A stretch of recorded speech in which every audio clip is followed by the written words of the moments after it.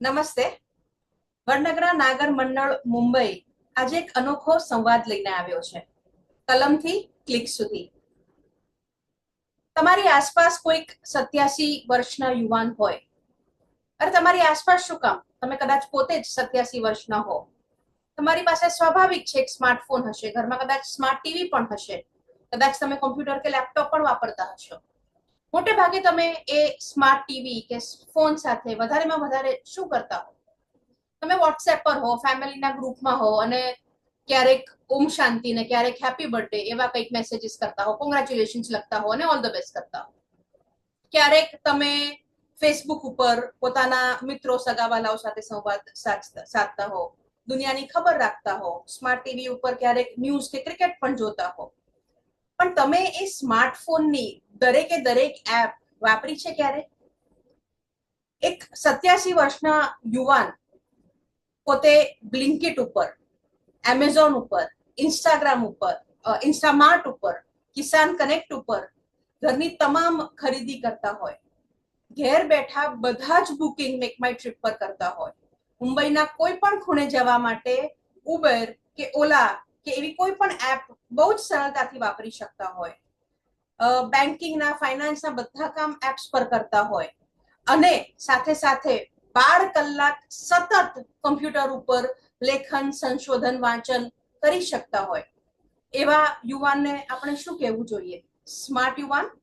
એવા એક હાલતા ચાલતા સ્માર્ટ યુવાન આપણી સાથે છે આજે, દીપક મહેતા. કેમ છો દીપકભાઈ? થેન્ક યુ, મજામાં. અને આ બધું જ કરનારા દીપકભાઈ ને ક્યારે એમ નથી લાગતું કે પોતે સમય કરતા આગળ છે, કે પોતે થોડા બીજા પોતાના ઉંમર કરના લોકો કરતા થોડા વધુ સ્માર્ટ છે? એ ખૂબ સહજતાથી આ બધું કરી શકે છે અને લેખક છે, સમીક્ષક છે, સંશોધક છે. આ બધું જ હોવા છતાં પણ આ બધી જ ટેકનોલોજી વાપર્યા પછી પણ ક્યાંય પોતે મોટા હોવાનો દાવો નથી કરતા. દીપકભાઈ, શું કેવું છે તમારે? જો એમાં એવું છે, તમે જે વાત પૂછી મને એના જવાબ આપતા પહેલા મારે બીજું થોડુંક કહેવું છે, અને ખાસ તો આ દર્શક મિત્રોને કે આ મારી બાજુમાં જે બેઠા છે ને એ મીઠીબાઈ કોલેજના વાઇસ પ્રિન્સિપલ છે, સોશિયોલોજી વિભાગમાં એ કામ કરે છે. અને આ મહત્વનું એટલા માટે છે કે આ જ મીઠીબાઈ કોલેજમાં એમણે અભ્યાસ કર્યો, અહીંથી જ MA અને પછી PhD થયા, પછી અધ્યાપક તરીકે જોડાયા અને હવે વાઇસ પ્રિન્સિપલ છે અને પ્રખર નારીવાદી પણ છે. પણ એ નારીવાદ એમના વ્યવહારમાં ક્યારેય બચવા નથી આવતો એવું મારા અનુભવથી કહી શકું. પણ આટલું પણ બસ નથી. એમના રસના અથવા તો કામ કરવાના ક્ષેત્રો બીજા ઘણા છે. સાહિત્યમાં બહુ સાચો ઊંડો રસ છે અને હું ખાતરીપૂર્વક કહી શકું છું કે ગુજરાતીના અધ્યાપકો, કેટલાક અધ્યાપકો, બધાની વાત નથી કરતો, પણ કેટલાક અધ્યાપકો ગુજરાતી સાહિત્ય વિશે જેટલું જાણતા હશે એના કરતા ખેવના વધારે જાણે છે. અને પોતે લખે પણ છે, ગુજરાતીમાં પણ લખે છે, અંગ્રેજીમાં પણ લખે છે, હિન્દીમાં પણ લખે છે. એને નૃત્યમાં પણ શોખ છે, સંગીતમાં પણ શોખ છે, બધી જ કલાઓમાં શોખ છે અને એના કરતા વધારે તો સતત કશુંક નવું કરવા માટે તૈયાર હોય છે. પોતાના કમ્ફર્ટ ઝોનની બહાર નીકળીને એમને તમે કંઈક કરવાનું કહો તો એ મોટે ભાગે ના ન પાડે. એ મારા વખાણ પછી કરજો. હવે તમે એમ કહો કે તમને આ બધી એપ્સ, આ બધી, હજી હું AI પર તો હજી આવતી નથી, પછી વાત કરીએ, પણ આટલી બધી એપ્સ તમને કઈ રીતે આ બલા ભૂત તમને ક્યાંથી વળગ્યું? હા, હવે જો એમાં મારે થોડુંક પાછળ જવું પડશે. એપ્સ પહેલાનું પણ જે હતું જગત એમાં જવું પડશે. કમ્પ્યુટરનો સામનો મેં સૌથી પહેલો 1986 સપ્ટેમ્બરમાં કર્યો. પણ ત્યારે કમ્પ્યુટર્સ આવી ગયા હતા? આવી ગયા હતા. હું જે જ્યાં કામ કરતો હતો, નોકરી કરતો હતો, US ઇન્ફોર્મેશન સર્વિસ, એમાં કમ્પ્યુટર આવી ગયા હતા. અને પહેલા દિવસે જ્યારે હું જોડાયો અને મારી કેબિનમાં ગયો તો સામે ટેબલ પર કમ્પ્યુટર પડે, એટલે સ્ક્રીન હતો, માઉસ ત્યારે હતો. કમ્પ્યુટરની સાઈઝ કંઈક હા, આમ અરે huge હશે, જંગલી, એના માટે જુદું ટેબલ બાજુમાં રાખવું પડે, નહીં તો લખવા કરવાની જગ્યા ના રહે. અને મારા બોસે મને પૂછ્યું, ડિરેક્ટરે, are you familiar with computer? મેં કીધું નો, નોટ એટ ઓલ. એટલે એમણે તરત વ્યવસ્થા કરી 6 દિવસના ક્રેશ કોર્સની, અને એમાં મને મોકલ્યો. અને પછી પાછો આવ્યો મુંબઈમાં, અને મુંબઈમાં જ, બહારગામ નહીં. ત્યારથી કમ્પ્યુટર સાથે ભાઈબંધી બંધાઈ. પછી એના જુદા જુદા ઉપયોગો કરવાનું પણ એક યા બીજી રીતે બનતું ગયું, કારણ કે અમારી સંસ્થાનું જે મંથલી બુલેટિન આવતું હતું એ એડિટ કરવાનું કામ મને સોંપાયું. તો એને કારણે ટાઈપ સેટિંગ કરવું, ડિઝાઇનિંગ કરવું, અને એ વખતે આ બધા માટે બહુ જ ઓછી સગવડો હતી. અને મોનિટર બ્લેક એન્ડ વ્હાઇટ હતા, કલર નહોતા. પ્રિન્ટર એ આજે તો કદાચ કોઈ નામ પણ નહીં સાંભળ્યું હોય એવા, એને ડોટ મેટ્રિક્સ પ્રિન્ટર કહેતા. એટલે કે આપણે જેમ દિવાળીમાં સાઠિયા પૂરવા માટે પેલા કાણાવા કાગળ વાપરીએ છીએ ને, અને પછી અમુક જગ્યાએ રંગ ભરીએ એટલે અમુક આકૃતિ થાય, એ રીતે પ્રિન્ટિંગ થતું. અને એ રીતે ધીમે ધીમે વાપરતો ગયો અને શોધતો ગયો કે આમ કરવું હોય તો શું થાય, આમ કરવું હોય તો શું થાય. અને પછી 1999માં જ્યારે રિટાયર થયો ત્યારે પહેલું કામ મેં કર્યું મારું પોતાનું કમ્પ્યુટર ખરીદવાનું. અને એમાં પણ કીબોર્ડ, માઉસ, સીપીયુ અને સ્ક્રીન 4 વસ્તુના 75,000 રૂપિયા એ વખતે આપે. એટલે આજના કોઈ મેકબુક ના ભાવ કરતા પણ કદાચ વધારે. એ વખતના, આજના 75,000 નહીં ગણતા, 1999 ના 75,000. પણ એને લીધે મને ફાયદો એ થયો કે ઘરે બેઠા બેઠા કંઈક નવું ક્યાંક વાંચવામાં હોય કે આમ થાય છે તેમ થાય છે કમ્પ્યુટરમાં, તો એ કરવાનો હું પ્રયત્ન કરું. બીજી બાજુ કેટલાક સંજોગો એવા ઉભા થયા કે જેને કારણે મારે વાપરવું પડે. જેમ કે 2000 થી મેં એક દૈનિકમાં કોલમ લખવાનું શરૂ કર્યું, દર ગુરુવારે વર્ડનેટ, મુંબઈ સમાચાર. તો એને માટે હું કમ્પ્યુટર વાપરતો, પહેલા ગ્રાફિક્સ વગેરે થોડા ભેગા કરવા માટે. પછી થયું કે આ કમ્પ્યુટરથી લખાય તો છે, તો આપણે શું કામ લખી ન જોઈએ. તો ધીમે ધીમે એ પણ ફાવતું ગયું ગુજરાતીમાં લખવાનું પણ. એ વખતે ફોન્ટ ને બધું બહુ મર્યાદિત હતું, આજના જેટલી વિવિધતા નહીં. જે 2-4 ફોન્ટ હોય ગુજરાતીમાં એમાંથી વાપરવાના, એને નાના મોટા કરવાની પણ અમુક મર્યાદા વગેરે બધું હતું. અને એ ગુજરાતી ફોન્ટ ત્યારે પણ ટાઈપ થવામાં હતા. હા, હતા, આવી ગયા. એટલે હું આ એટલે માટે અહીંયા રોકું છું, કારણ કે આપણે કે અમારી પેઢીના લોકો ત્યારે હજી સ્કૂલમાં હોઈએ કે જે સ્કૂલની પાસ આઉટ થતા હોઈએ, ત્યારે વધારેમાં વધારે અમને લોકોને પેન્ટ બ્રશ શીખવાડે, એકાદ બે ગેમ શીખવાડે, અને બહુ તો MS વર્ડ કે એક્સેલ શીખવાડે. એટલે જ્યારે હજુ સ્કૂલના બાળકો પણ ભારતમાં આ બધું નહોતા શીખતા, ટાઈપ સેટિંગ કે ગ્રાફિક્સ કેવી રીતે કરવા નહોતા આવડતા, ત્યારે આ ભાઈને આવડી ગયું હતું. આવડે એટલે જાતે કરીને, જે પેલા 6 દિવસનો કોર્સ હતો એ પછી કોઈ ફોર્મલ ટ્રેનિંગ મેં લીધી નથી કમ્પ્યુટર વાપરવા માટે. પણ એવું કહ્યું ને, necessity is mother of invention. એટલે જેમ જરૂર પડે એમ વાપરતા જઈએ. ગુજરાતીમાં તે વખતે જે ફોન્ટ હતા એનાથી મને જરાય સંતોષ નહોતો, અને એમાં ખાસ કરીને જોડાક્ષર વાપરવાના આવે ત્યારે તો બહુ જ તકલીફ થતી. આપણે શરૂઆતમાં ફોનમાં પણ એવું હતું કે પેલા કીબોર્ડ વાળા જે ક્વોડ્રીપેડ જેવા ફોન હતા, સ્માર્ટ નહોતા, ટચ સ્ક્રીન તો નહોતા જ, ત્યારે એક અક્ષર, એક શબ્દ ટાઈપ કરવા માટે પણ પેલો ABC, એટલે 3 વાર 2 દબાવીએ ત્યારે C આવે. એ જમાનામાં ટાઈપિંગ કેટલું અઘરું હશે, અને આખો લેખ કમ્પ્યુટર ઉપર કરવો એ કદાચ ક્યુરિયોસિટીની પણ એટલો જ મોટો એમાં ભાગ ભજવે છે. જિજ્ઞાસા ના હોય તો એમ થાય કે બળ્યું આ બધું શું શીખવું છે. આપણે ત્યાં મોટે ભાગે વડીલો એમ જ કે મને આ બધું ફાવતું નથી, મારે યુઝ નથી કરવું. અમારા કેટલાય શિક્ષકો વર્ષો સુધી એમ કહેતા હતા કે ના, હું તો મોબાઈલ ફોન નહીં જ વાપરું. અને તમે તો બધું જ મેં કહ્યું એમ આટલું બધી એપ્સની થોડીક વાત કરો. હા, એપ્સ પછી જેમ જેમ આવતી ગઈ એમ થતું ગયું કે આ તો આપણી ઘણી બધી મહેનત ઓછી કરે છે. અને પછી કેટલાક સંજોગો એવા હતા,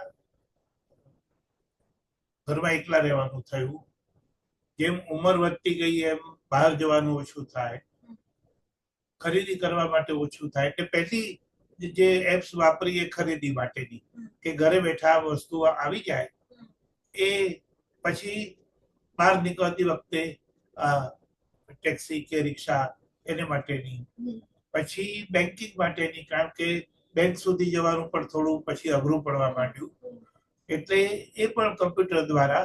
અને આજે હવે મારી દશા એવી થઈ ગઈ છે કે તમે મને એક આખું પાનું હાથે લખવાનું કહો તો હું ના પાડતો. એટલે હજી લોકો રોમેન્ટિસાઇઝ કરે છે કે હાથેથી લખેલો પત્ર અને હાથેથી લખેલો કાગળ, અને તમે તો વાંચવાનું લખવાનું બધું જ કમ્પ્યુટર સ્ક્રીન પર કરો છો. ટૂંકમાં એવું કહી શકાય કે આમ તો ઘેર બેઠે ગંગા છે. ઘણું બધું તમને ઘરે બેઠા મળી પણ રહે છે, સગવડ પણ થાય છે, સેફટી પણ છે. અને આઈ થિંક કોવિડે પણ બહુ મોટો ભાગ એમાં ભજવ્યો છે. કોવિડે ઘણો મોટો ભાગ ભજવ્યો, કારણ કે વિચાર કરીએ કે જો કોવિડમાં એક્ઝેક્ટલી, એટલે જો કોવિડ વખતે આપણી પાસે ફોન કે સ્માર્ટફોન ના હોત તો આપણી જીવન, કદાચ આપણે વેક્સિન પણ ના લઈ શક્યા હોત, કારણ કે એનું તો બુકિંગ પણ લગભગ સ્માર્ટફોન થી થતું હતું. એટલે આનો કોઈ પણ રીતે આપણે આનો વિરોધ કરવાનો તો હવે સવાલ જ નથી રહ્યો, પણ આનો છોછ પણ હવે નહીં. જેમ જેમ નવી નવી વસ્તુ આવતી જાય છે એમાં રોજે રોજ નવી નવી વસ્તુ અપનાવવાની જરૂર છે. એપ્સ પરથી આપણે વાત સીધી આજની મોડર્ન વસ્તુ ઉપર લઈ આવી છે, એઆઈ પર. તમને શું હવે એમાં મારે તમને પહેલા પૂછવું પડે એમ છે કે આ એઆઈ છે શું? આજકાલ બધે જ આપણને એઆઈ, મેટાવર્સ, જેમિની, ચેટ જીપીટી આ બધા શબ્દો સંભળાય છે, અને અમને શિક્ષકોને તો રોજે રોજ આનો ભય વધતો જાય છે. પણ સાચું કહું તો આ 3 શબ્દો છે. આર્ટિફિશિયલ, 2 શબ્દો આમ તો ખાસ તો, આર્ટિફિશિયલ અને ઇન્ટેલિજન્સ. ઇન્ટેલિજન્સ એટલે આપણી બધાની બુદ્ધિમત્તા, અને આર્ટિફિશિયલ એટલે કોઈક રીતે કૃત્રિમ બુદ્ધિમત્તા. હવે એ કૃત્રિમ છે એનો અર્થ જ એ થયો કે એવું કશું તો છે જે હજી આપણું પોતાનું કુદરતી છે, નેચરલ છે, ઓરિજિનલ છે. આ બુદ્ધિમત્તા એટલે કે આપણે સર્જેલી બુદ્ધિમત્તા કૃત્રિમ છે, આપણી સબસ્ટિટ્યુટ છે, આપણી અવેજીમાં આપણું કામ કરી શકે છે, અથવા આપણું કામ વધુ સહેલાઈથી એ એક્ઝિક્યુશન કરી શકે છે. હું એને જે કંઈ કમાન્ડ આપું છું એ આપણો અસિસ્ટન્ટ હોય. આપણે જેમ જૂના જમાનામાં પેલો બોસ હોય અને એનો એક પેલો ટાઈપિસ્ટ હોય કે સ્ટેનો હોય, ક્લર્ક હોય. આજના જમાનામાં જઈએ તો કે બોસ પોતે કશું કામ ના કરે, એની પાસે કરાવડાવે, એનો અસિસ્ટન્ટ. આપણે નોકર ના કહીએ પણ એનો અસિસ્ટન્ટ છે. એવી રીતે આ આર્ટિફિશિયલ ઇન્ટેલિજન્સ એ આપણી ઇન્ટેલિજન્સનો નોકર છે, આપણી ઇન્ટેલિજન્સનો અસિસ્ટન્ટ છે. એટલે એ આપણા જેવું કામ અથવા આપણે કરી શકીએ છીએ એવું કામ કદાચ એનાથી ઘણી વધારે પ્રિસિશનથી, ઘણી વધારે ઝડપથી અને કેટલી બધી ભાષાઓમાં એ આપણી સાથે કામ કરી શકે છે. ક્યાંક ને ક્યાંક એટલું યાદ રાખવાનું છે કે એઆઈ જે કંઈ કરે છે, જે કંઈ આપે છે, જે કંઈ લખે, એટલે આપણી બુદ્ધિમત્તાની જો અવેજીમાં કામ કરતું હોય તો એ બધું જ આપણે કમ્પ્યુટરને કે ડેટાને કે ગૂગલને કે ક્યાંક ને ક્યાંક જે આપ્યું છે ને એ જ આપણને પાછું આપે છે, પણ આમ કરીને પાછું આપે છે. જે કામ હું કરવામાં મને 5 કલાક લાગે કદાચ એ 5 સેકન્ડમાં કરી આપે છે. એટલે એ આપણી બુદ્ધિમત્તાને વધારે ધાર કાઢીને આપણને પાછી આપતું હોય એવું મને લાગે છે. તમે ક્યારેક એઆઈ વાપરો છો? વાપરું છું, જરૂર વાપરું છું. ચેટ જીપીટી વાપરું છું, અને હવે તો ગૂગલ સર્ચમાં પણ તમને ઓપ્શન આપે છે કે તમારે એઆઈ મોડમાં જવું છે. અને એટલો બધો એમાં ફાયદો એ છે કે નહીં તો તમે 10 જુદી જુદી સાઇટ પર જાઓ અને જુઓ કે આ શું કે છે, આ શું કે છે, જ્યારે પેલું તો એક અડધી મિનિટમાં તમને સમરી આપી દે છે. એટલે પણ મારે તમને બીજું કહેવું છે, આજે આર્ટિફિશિયલ ઇન્ટેલિજન્સ જે છે ને એના માટે કે એક કૃત્રિમ ફૂલ જેવું છે. પ્લાસ્ટિકના કે કાગળના કે જે ફૂલ હોય તો એના રૂપ, રંગ, દેખાવ એ બધું જ ફૂલ જેવું હોય, એનાથી વધારે સારા હોય, અને એ ટકાઉ ઘણું વધારે પાછું. પેલા ફૂલ તો દિવસમાં કરવાઈ જવાના છે, પણ છતાં એ ફૂલ નથી. એ ફૂલની પ્રતિકૃતિ છે એમ કહો, ફૂલનું સબસ્ટિટ્યુટ છે એમ કહો, હજી સુધી એમાંથી સુગંધ નથી આવતી. ક્યારેક એ પણ આવશે. હવે આપણે 2D 3D 4D 5D effect સુધી પહોંચી ગયા છીએ કે આપણે ખોટા પાણીનો સ્પર્શ પણ અનુભવી શકીએ, આપણે બેઠા હોય ને આખી ટ્રેન હલતી હોય એવો અનુભવ પણ કરી શકીએ. એટલે જો એ બધું થઈ શકતી હોય તો બહુ બહુ ચોક્કસપણે કે ક્યાંક હવે એવું થશે કે આપણે ટીવી ઉપર કુકરી શો જોતા હોઈશું અને પેલા બેન જે કઈ બનાવતા હશે એની સુગંધ એની વાસ પણ આપણા સુધી પહોંચતી હશે. અને આટલી બધી પ્રગતિની સામે વિરોધ કરવાનો કોઈ સવાલ નથી. આજકાલ બધા બહુ બીએ છે કે શિક્ષણમાં જો ચેટ જીપીટી આવી જશે તો ઓરિજિનાલિટી. હા, એટલી વાત ચોક્કસ છે કે ખાસ કરીને શિક્ષણ કે સાહિત્ય, કારણ કે તમે સાહિત્યકાર છો એટલે તમને તમારી સાથે આ વાત કરવાનું મને વધારે મન થાય કે સાહિત્યમાં આપણે જેને ક્રિએટિવિટી કહીએ છીએ, મૌલિકતા કહીએ છીએ, ઓરિજિનાલિટી કહીએ છીએ, એના પ્રશ્નો તો ચેટ જીપીટી સાથે કે બીજા કોઈ પણ એઆઈ સાથે આવવાના છે. એ ઓરિજિનલ નથી. એ જે કંઈ લખે છે કે જે લખીને આપણને આપે છે, જે કવિતાઓ છે કે ગઝલ છે કે અનુવાદો છે, એ આપણે એને આપ્યું હશે એમાંથી જ બનાવીને આપશે. અને એનું સાહિત્ય ઓરિજિનલ તો નથી જ, પણ સાહિત્યમાં કોઈ કામ કરતું હોય એટલે 5 મોટા પોથા વાંચવાના હોય, કોઈ કહે કે સરસ્વતીચંદ્રના 4 ભાગ વાંચીને 10 દિવસમાં મને એના ઉપર લેખ લખી આપો, હું વાંચ્યા વગર નહીં કરી શકું. કોઈકનો લખેલો લેખ મારે કાં તો ઉઠાંતરી કરવો પડે, જે ઉઠાંતરી છે એને બદલે હું એઆઈ ને કહું કે તું મને 4 સરસ્વતીચંદ્રના ભાગનું ની સમરી કરી આપ, તો એઆઈ મને 5, 7, 10 સેકન્ડમાં કરી આપશે. હવે પ્રશ્ન એ છે કે 5, 7, 10 સેકન્ડમાં એને મને જે આપ્યું છે એ તો ક્યાંક ને ક્યાંક કોઈકે ક્યાંક ટાઈપ કરેલું મૂકેલું હતું તે જ આપે છે.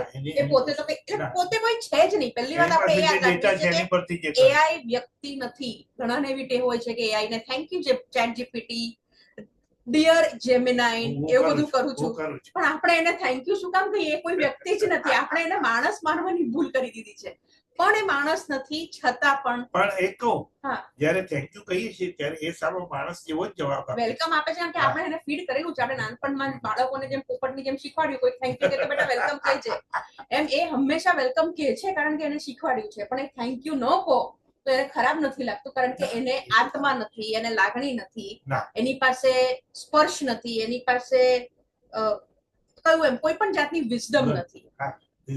એટલે આ સામેવાળી વ્યક્તિ મારી સાથે મશ્કરી કરે છે કે મને સિરિયસલી પૂછે છે એવી એને કદાચ સમજણ નથી પડતી. એક રીતે સારું પણ છે, કારણ કે ગુજરાતી સાહિત્યકારોને અને ગુજરાતી, આપણે તો નાગરો સાથે વાત કરી છે, નાગરમાં કદાચ 50% નાગરો પોતે સાહિત્યકારો હશે. એ બધાને બહુ મોટો ઈગો હોય છે. ચેટ જીપીટી ને, જેમિનાઈ ને, એઆઈ ને કોઈ ઈગો નથી.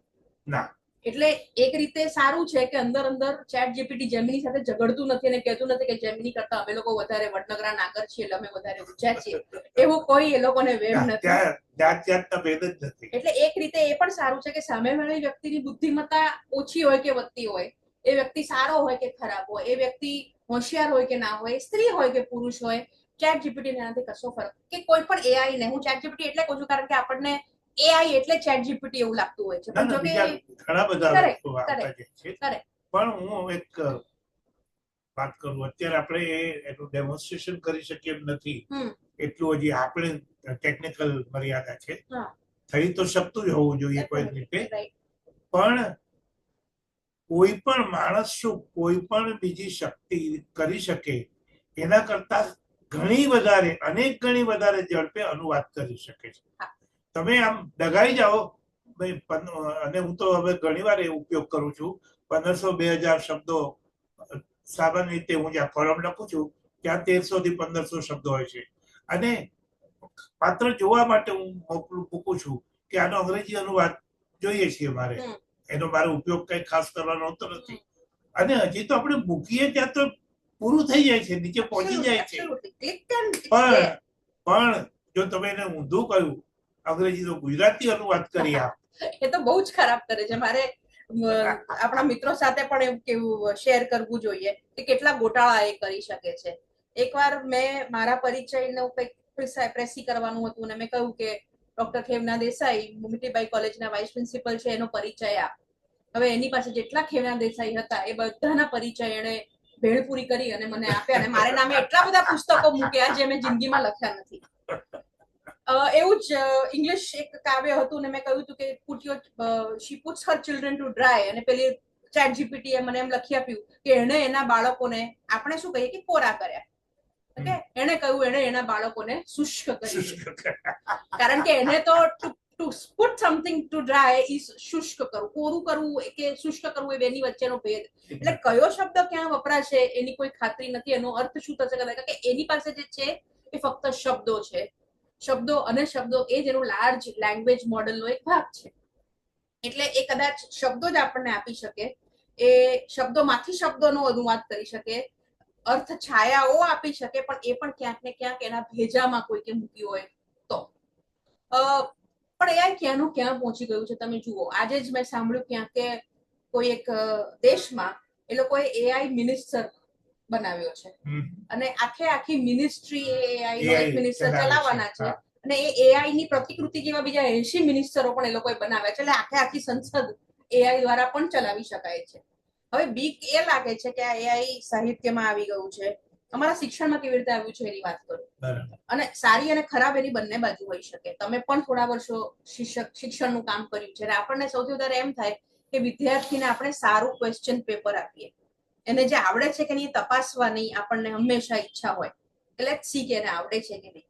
અને તમે જો એને તમારું સિલેબસ આપી દો, તમે જો ભણાવ્યું હોય તો એના કોઈ નોટ્સ, ટેક્સ્ટ બુક્સ આ તે કંઈ આપી દો, તો એ દરેક પ્રકારના ક્વેશ્ચન પેપર્સ વિધિન સેકન્ડ બનાવી શકે છે. હવે ભય આ છે કે જો મને એ વસ્તુના ક્વેશ્ચન પેપર્સ મળી શકતા હોય તો વિદ્યાર્થીને પણ એની જ વસ્તુના ક્વેશ્ચન પેપર મળી શકતા હોય. વિદ્યાર્થીઓ હવે શું કરે છે કે આ વિષયમાં વાઇવામાં કયા ક્વેશ્ચન પૂછશે એ પણ પૂછી લે છે, અને જો વાઇવામાં આ ક્વેશ્ચન પૂછાય તો મારે કેવા જવાબ આપવાના એની તૈયારી પણ એ લોકો એના ઉપરથી કરી શકે છે. સારું છે કે લોકો વધારે તૈયાર થઈને આવતા હશે, પણ એમાં એ લોકોની જે ઓરિજિનલ બુદ્ધિમત્તા છે, જે હું હજી ફરીને કહું છું આ કૃત્રિમ છે, ઓરિજિનલ બુદ્ધિમત્તા છે એ ક્યાંક ને ક્યાંક કોમ્પ્રોમાઇઝ થતી હોય એવું બની શકે. કદાચ 100 વર્ષ પછી આપણે જેમ અત્યારે આપણે પહેલા ડાયરીમાં ફોન નંબર લખતા હતા ત્યારે થોડા યાદ પણ રાખતા હતા, હવે આપણે ફોનમાં સેવ કર્યા પછી ડાયરી ગઈ, ટેલિફોન ડિરેક્ટરીઓ ગઈ, કરેક્ટ, અને કોન્ટેક્ટ્સ છે, અને કોન્ટેક્ટ્સ ફોનમાં આવ્યા પછી આપણે લગભગ કોઈના ફોન નંબરો યાદ નથી રાખતા, પોતાનો મોટા ભાગે યાદ રાખીએ છીએ. અને ફેસબુક ઉપર બર્થડેઝ યાદ કરાવનારી એપ છે, અને ગૂગલ, તમે તો કેલેન્ડર, દીપકભાઈ બધું જ ગૂગલ કેલેન્ડર પર મૂકીને હંમેશા રિમાઇન્ડર તરીકે મૂકે છે. એટલે હાય હું ભૂલી ગઈ કે હાય હું ભૂલી ગયો એ દીપકભાઈની ડાયરીમાં, ડિક્શનરીમાં આવતું જ નથી, કારણ કે એમના ગૂગલ ઉપર કઈ તારીખે ક્યાં કેટલા વાગે શું કરવાનું છે એનું આખું અપડેટ અને કેલેન્ડર પર છે, એટલે યાદ પણ આવે. ડાયરીનું પાનું આપણે ખોલવું પડે, એ પણ દીપકભાઈ કરી શકે છે. સવારે નોટિફિકેશન જ આવી જાય ને આખા દિવસનું. એટલે આપણે ક્યાંક ને ક્યાંક આપણી બુદ્ધિનો ઉપયોગ પેલી કૃત્રિમ બુદ્ધિમત્તાને ભરોસે બેસીને ઓછો કરી દઈશું એવું નથી લાગતું તમને? મને નથી લાગતું. અને બીજું એવું કહું કે ધારો કે એવું થાય ને તો પણ મારા જેવા માણસો માટે આ કેટલું બધું મદદરૂપ થાય છે. હવે જેમ કે હું તમને એક દાખલો આપું, ઘણા બધા લેખકો લેખિકાઓ હજી આજે પણ એમ કે છે કે હું તો નવલકથા લખું ને તો 3 ડ્રાફ્ટ કરું, એક પહેલો કરું, પછી બીજો સુધારું, પછી ત્રીજામાં આમ કરું. ત્યારે મને ખરેખર કહું છું અંદરથી એમને દયા આવે છે કે આ શું કામ કરવું જોઈએ. આજે હું કમ્પ્યુટર પર લખતો હોઉં તો મારે જ્યારે જે સુધારા કરવા હોય કરું, 5મા પ્રકરણને 15મું પ્રકરણ કરવું હોય, 15માં પહેલું પ્રકરણ કરવું હોય તો અડધી મિનિટમાં થાય છે. હું પ્રેસને મોકલું ત્યાં સુધી મારે છેલ્લી મિનિટ સુધી જે કાંઈ સુધારા વધારા કરવા હોય એ હું કરી શકું છું. તો પછી હાથે 3 વખત એકને એક વસ્તુ લખવાની મહેનત કોણ કરે, શું કામ કરે, છતાં લોકો કરે છે. કદાચ એનું એક કારણ એ હોઈ શકે કે સર્જનાત્મક લેખનમાં કદાચ હાથે લખવાનું. હું સર્જનાત્મક લેખન કરનારો માણસ નથી, મારું કામ એ સર્જનાત્મક છે નહીં. જિંદગીમાં એક કવિતા લખી નથી, એક વાર્તા લખી નથી. પણ આજે મને જો કોઈ ફરજ પડે ને કે તમે લખો અમારે માટે, પણ હાથે લખેલી મેન્યુસ્ક્રિપ્ટ જોઈએ તો ચોક્કસ ના પાડું કે ના એ નહીં, તો રહેવા દો, આવજો. અને આ ખરેખર એટલે માટે શીખવા જેવું છે, કારણ કે મેં કહ્યું એમ કેટલાક લોકો એમ કે છે કે ના માઇક્રોવેવ નું ગરમ કરેલું તો મને નહીં જ ફાવે. આ બધી વસ્તુઓ સગવડ સાથે આવી છે, આ બધી વસ્તુ સમય સાથે આવી છે, કારણ કે ખરેખર એટલો સમય નથી અથવા ખરેખર એટલી જગ્યા નથી. 4:30-5 વાગે નીકળેલો મુંબઈ ગયો, બપોરે 1 વાગે જયારે ટિફિન ખાતો હોય, અને ઓફિસમાં સ્વાભાવિક છે કે તપેલી ગરમ કરવાનો સામાન ના જ હોય. કદાચ એને 5 વાગે જે ખાવા લીધું છે એ પણ કદાચ આટલી રાતનું બનેલું છે. બપોરે 1 વાગે એની પાસે બીજો કોઈ ઉપાય ના હોય ત્યારે માઇક્રોવેવમાં ગરમ કરેલું એટલીસ્ટ ગરમ કરેલું તો છે. ટેકનોલોજીનો વિરોધ કરવાનો તો સવાલ જ નથી, કારણ કે જો ટેકનોલોજીનો આપણે વિરોધ કરીશું તો અટકી નહીં જઈએ, પાછળ જઈશું. અને મને નથી લાગતું કે નાગરો ક્યારેય અટકવામાં કે પાછળ જવામાં માંગતા હોય, કારણ કે હંમેશા નગર સાથે, રાજાઓ સાથે, પ્રોગ્રેસિવ વિચારો સાથે રહેલા વ્યક્તિઓ છે. એવા વખતે કોઈ એમ કે ના મને ઈ બેન્કિંગ ના ના ના હા ફોન બેન્કિંગ તો ના કરાય, એમાં તો પૈસા જતા રહે, ગૂગલ પે ના કરાય, પૈસા જતા રહે. હવે મારા હજી સુધી ક્યારે ગયા નથી, અને જો જવાના હોય તો બેંકમાંથી લૂંટાઈને પણ રોજે જાય રોજ છે. હું ગૂગલ પે તો વાપરું છું. કરેક્ટ. અને કદાચ દિવસમાં આપણે કેટલી બધી વાર ગૂગલ પે વાપરી છે, ફોન વાળા, પાન વાળાથી લઈને રિક્ષા વાળાથી લઈને બધા સાથે. અને ડિજિટલ ઇકોનોમીમાં ભારત આટલું બધું આગળ હોય ત્યારે આપણે એમ કહીએ કે ના ફોન પે ના કરાય ને ગૂગલ પે ના કરાય, એવો દુરાગ્રહ રાખવાનો તો કોઈ સવાલ જ ના, નથી પણ થતો. જો એમાં એવું છે ને કે કોઈ પણ નવી વસ્તુ આવે ને ત્યારે પહેલા એનો વિરોધ થાય છે. Correct correct. જ્યારે પ્રિન્ટિંગ પહેલી વાર આવ્યું હમ 18મી સદીના તે, હમ ત્યારે એનો વિરોધ થયેલો, હમ કારણ કે લઈ આવવાનું થયું કાં તો અમારો હવે કામ ધંધો બંધ થઈ ગયો. હમ એટલે એમણે અફવા ફેલાવેલી કે આ જે પ્રિન્ટિંગ માટે શાહી વપરાય છે એમાં તો ગાયની ચરબી નાખેલી હોય છે. એટલે એ તો આપણને ભ્રષ્ટ કરવા માટે થઈને બ્રિટિશ સરકારે આ છાપકામ કર્યું છે. અને બ્રિટિશ સરકાર પછી એવી શેરને માથે સવા શેર કે એને જાહેરાત એમ કરી કે ના ના આમાં ગાયનું ઘી હોય છે, ચરબી નહીં. આ જે અમે ઈંક વાપરીએ છીએ શાહી, એમાં બંને સાવ ખોટા હતા. સરકારની વાત ખોટી હતી. અને એવી જ રીતે ટ્રેન આવી, જયારે આગગાડી આવી ત્યારે એનો વિરોધ થયેલો. અને પછી જયારે જોયું કે આ તો ખરેખર દોડતી જાય છે, તો એ જયારે ઉભી રહી ત્યારે પાછા એને જ લોકો હાથતોરા કરવા માંડ્યા. કેમ ટીવી અને રેડિયો માંથી પછી ટીવી આવ્યું ત્યારે લોકોને થયું રેડિયો ખતમ થઈ રેડિયો જશે ખતમ થઈ જશે, અને નાટકો જતા રહેશે, ફિલ્મ આવી ત્યારે થયું નાટકો જતા રહેશે. એટલે એમ આજે પણ એ બધા એકબીજાની સાથે હા, એટલે રહે છે. ક્યાંક લોકોને લાગે છે કેટલી બધી નોકરીઓ જતી રહેશે, પણ કેટલી બધી નોકરીઓ ઊભી પણ નવી થઈ છે. નોકરીઓ ઊભી થાય છે. ઝોમેટો, સ્વિગી ને લીધે કેટલા બધા લોકોને રોજગાર મળે. અર્બન, આ બધી જ અર્બન કંપનીથી લઈને ઉબર, ઓલા સુધી બધાને લીધે રોજગાર ઊભા પણ થયા છે. અને આપણે એ પણ નથી ભૂલવાનું કે એઆઈ ચલાવવા માટે prompt, otherwise AI will not do anything if you don't give a prompt. અને પ્રોમ્પ્ટ તો ઓટોમેટિક નથી જ થવાનો, એટલે તમને ક્યાંક ને ક્યાંક હ્યુમન આપવાનો છે. નામ જ કે છે કે એ બીજા કોઈનું કામ છે. કરેક્ટ, એ પોતે નથી કરવાનું. Correct. AI can work on your command. AI on its own is not do anything. AI તમારા ઓપરેશન કરી શકે, એને ખબર છે પેટ ક્યાં છે ને પેટમાં કયા આંતરડામાં પ્રોબ્લેમ છે, પણ એ એઆઈ ના રોબોટને કહેવું તો પડશે કે તારે આ ઇસ્યુમાં જઈને આ વ્યક્તિના જમણા કે ડાબા કે ફલાણા કે ઢીકણા, એટલે કોઈ પ્રોગ્રામિંગ તો કરવું જ પડશે. અને ત્યાં સુધી તો હ્યુમન એફર્ટ, હ્યુમન માઇન્ડ, ક્રિએટિવિટીની જરૂર પડવાની જ છે. છતાં પણ તમને એવું કઈ લાગે છે કે કોઈક મોટા પડકાર આપણી સામે છે, એથિક્સના, પ્લેજરિઝમના, ઓરિજિનાલિટીના? હા, એ પ્રશ્ન ઉભો થવાનો, કારણ કે એઆઈ દ્વારા જ આખી કૃતિ તૈયાર થઈ હોય, પછી ફોટોગ્રાફ હોય, ચિત્ર હોય કે લખેલી કૃતિ હોય, એ હવે શક્ય બન્યું છે. અને તો એમાં સૌથી પહેલો પ્રશ્ન એ આવે કે એવી કૃતિનો કોપીરાઇટ કોણ? જે મેં નથી લખી પણ એઆઈ પાસે મેં લખાવી છે. એટલે એ એક કાયદાનો પ્રશ્ન પહેલો આવે. બીજું એ આવે કે એ જે લખાય છે એની ખરેખર ઓરિજિનાલિટી એની છે, એઆઈ ની છે, બીજાની છે? હું એક ફરી તમને દાખલો આપું કે એની પાસે જે છે ને એમાંથી જે આપણને આપે છે, અને એની પાસે છે એને કોણે આપ્યું છે? આપણે આપ્યું છે. હમણાં થોડા દિવસ પહેલા જ મેં પ્રયોગ કરેલો, એટલે મારી જરૂર પણ હતી, પ્રયોગ ખાતર નહીં. એ મેં કહ્યું કે મુંબઈ વિશેના પુસ્તકોની મને બિબ્લિયોગ્રાફી બનાવી આપો. અને પહેલી વાર મેં લખ્યું ત્યારે ઇંગ્લિશ બુક્સ ઓન મુંબઈ. લગભગ 150-200, પોણા 200 પુસ્તકોની યાદી અઢી મિનિટમાં તૈયાર થઈ ગઈ. પછી મેં એને કહ્યું કે હવે મુંબઈ વિશેના ગુજરાતી પુસ્તકોની યાદી બનાવી આપો. પણ 12-15 પુસ્તકો, અને એમાંના 3-4 મુંબઈ વિશેના નહીં. એ પણ એમાં પેલો મુંબઈ શબ્દ આવતો એટલે મુંબઈ. એટલે મેં હમણાં વચ્ચે પણ એક જગ્યાએ આ વાત કરી હતી કે જે કાવ્યમાં રામ આવતું હોય એ રામનું ભજન ફક્ત લોકગીત ન હોઈ શકે. તમે તિલક રાજા રામના, કદાચ કાલને રામ તમે સીતાજીની તોલે ના હો, એટલે એ કહેશે કે એ લોકગીત છે. પછી આપણે કહીએ કે ના ના, આ તો અવિનાશ વ્યાસનું કે રાવજી પટેલનું છે, તો કે હા, એ લોકો પણ લોક ગાયક છે, કારણ કે એની પાસે ડેટામાં રામ, સીતા અને ભજન આટલો છે.